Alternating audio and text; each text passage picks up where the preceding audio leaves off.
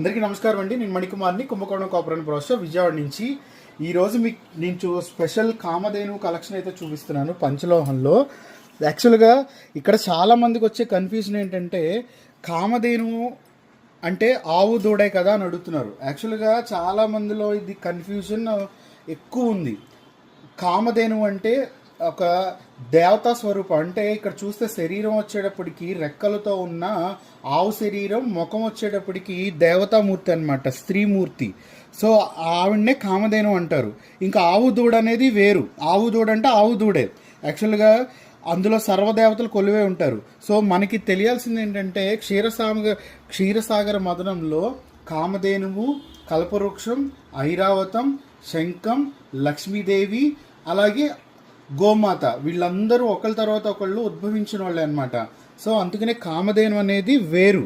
అలాగే కామధేను వచ్చేటప్పటికి మనకి ఇక్కడ అమ్మవారి రూపం చూడండి ఎంత అందంగా ఉందో.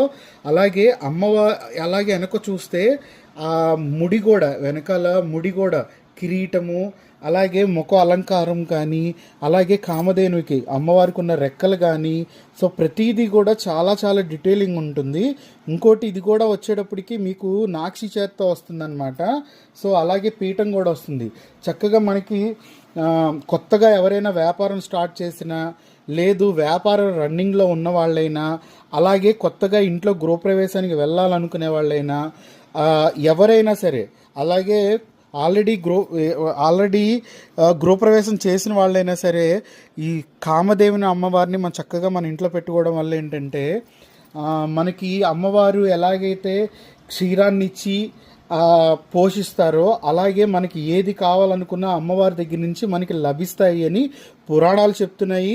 అలాగే అది కూడా మనకి నిరూపణ కూడా అయింది. మనకి పురాణాలు చదివితే తెలుస్తుంది.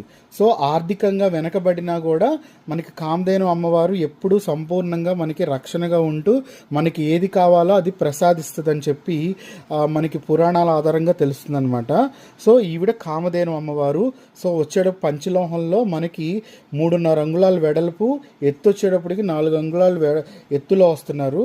సో ఇది పాజిటివ్ ఎనర్జీకి సంబంధించింది కాబట్టి సో ఇదొక కలెక్షన్.